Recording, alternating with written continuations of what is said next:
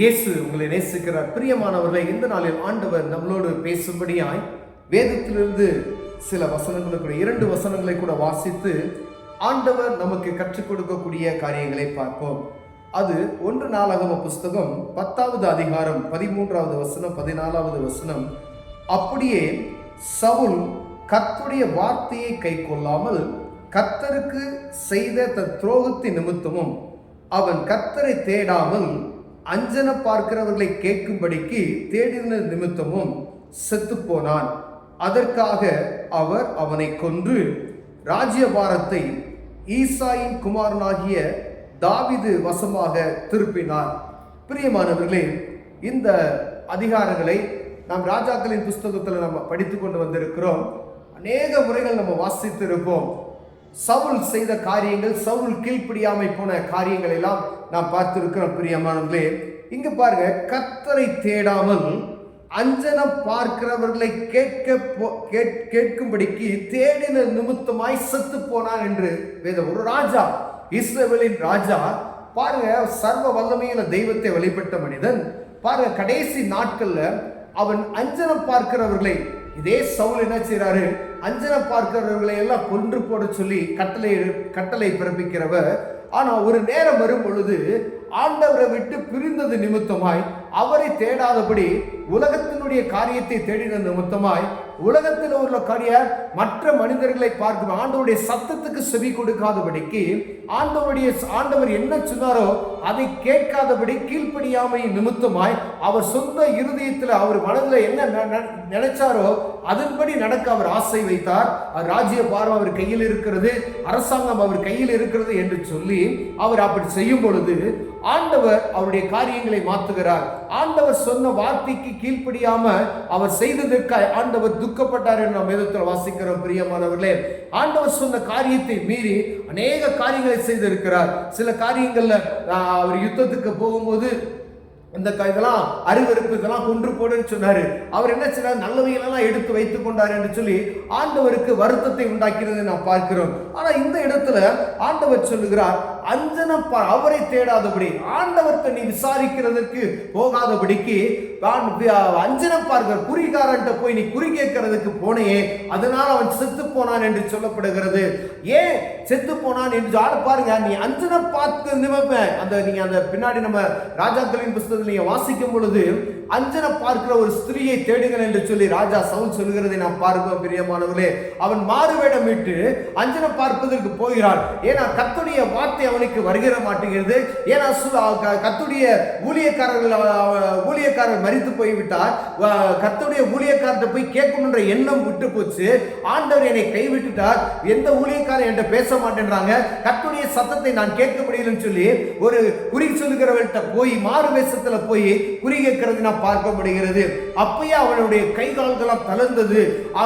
சவுல் எழுந்து வருகிறதை, அவள் சாமுவேல் தீர்க்கதரிசி வருகிறதை அவள் காண்பிக்கிறார். உடனே அவன் கை கால் தளர்ந்து, நாளை இந்நேரத்தில் நீங்க இருப்பேன்னு சொன்னதுமே அவன் அப்படியே நொடிந்து போகிறது ஒரு சூழ்நிலை நம்ம வாசிக்க முடிகிறது. பிரியமானவர்களே, ஆண்டவர் சொல்லுகிறார், நீ அஞ்சனம் பார்க்கிற அந்த காரியத்தை நீ செய்தனா, ஒரு ராஜ்யபாரமாய் இருந்தாலும் சரி, ஒரு வேலை ஸ்தலமாய் இருந்தாலும் சரி, உன் குடும்பமாய் இருந்தாலும் சரி, ஒரு பெரிய ஸ்தாபனத்தை நீங்கள் வைத்திருந்தாலும் சரி, எந்த ஒரு காரணத்தை கொண்டும் ஆண்டவரை விட்டுவிட்டு குறிகாரர்கள்ட்ட போய் குறி கேட்கிறதுக்கு சத்துருவை வைத்து இப்படிப்பட்டதான காரியங்களை நீங்கள் செய்வீர்களானால் ஆண்டவர் சமூகத்தில் நீங்கள் கணக்கு வைக்க வேண்டும். வேதம் சொல்லுகிறது, இஸ்ரவேலின் ராஜாவாகிய சவுல் இது நிமித்தமாகவே மரித்து போனான் என்று சொல்லப்படுகிறது.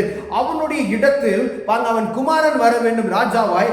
ஆனால் ஈசாயின் குமாரனாகிய தாவீது என்ற இடத்துல என்ன செய்கிறாரு, ஆண்டவர் ராஜாவை வைக்கிறதை நாம் பார்க்க முடிகிறது. பிரியமானவர்களே, என்ன தவறு செய்தால் குறி கேட்க முடியாது?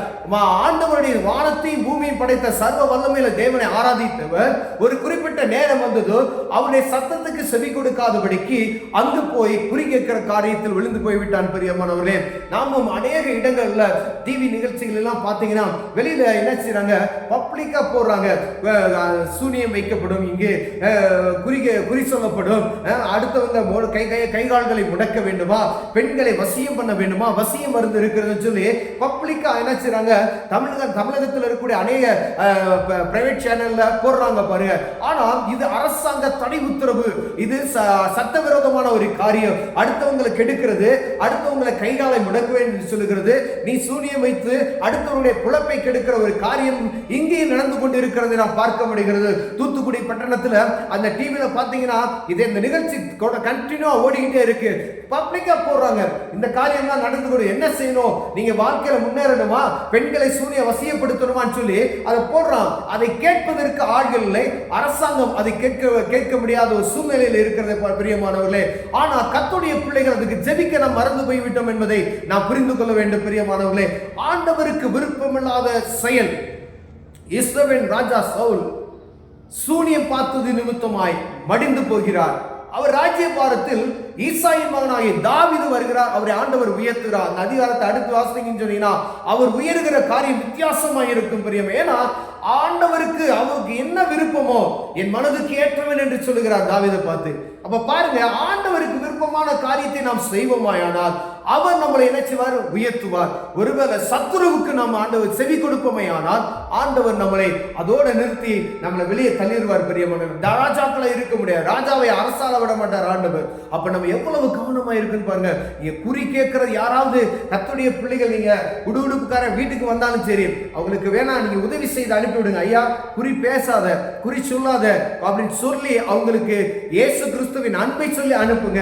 ஏன்னா அறியாத ஜனங்கள் பார்க்கிறாங்க, அவங்களுக்கு தெரியாது. ஆனா குறி கேட்கிற ஒரு விஷயம் எவ்வளவு பாவமான காரியம் என்பதை, ஆண்டவருக்கு விருப்பமில்லாத செயல் என்பதை வேத புத்தகம் நமக்கு தெளிவாய் காண்பித்து இருக்கிறது பிரியமானவர்களே.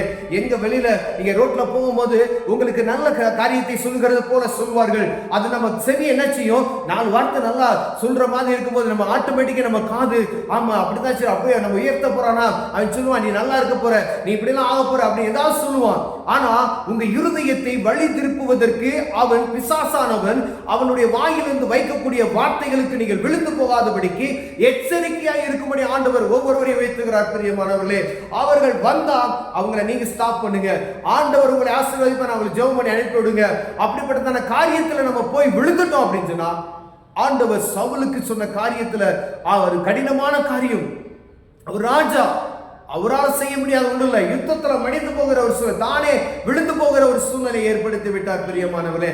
உங்களிடத்துல நம்மிடத்துல வேற ஆட்களை கொண்டு வந்து ஆண்டவர் உயர்த்த வல்லமையுள்ளவராக இருக்கிறார்.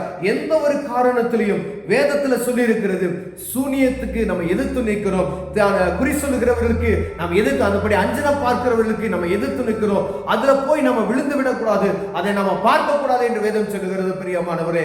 கண்களை மூடுவோம், ஜெபம் செய்வோம். அன்பின் தகப்பனே, அருமையான நாளுக்காய் ஸ்தோத்திரம் ஆண்டவரே. எந்த ஒரு காரணத்தில் ஆண்டவரே அஞ்சனை பார்ப்பதற்கோ குறி கேட்பதற்கோ நாங்கள் போய்விடக்கூடாது ஐயா.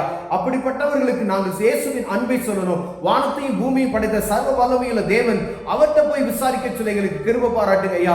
கர்த்தருடைய பிள்ளைகளை, கிறிஸ்தவ பிள்ளைகளை அஞ்சனை பார்க்காதபடி தடுத்து நிறுத்துவீராக. இயேசுவின் நாமத்தில் பிதாவே, ஆமென், ஆமென்.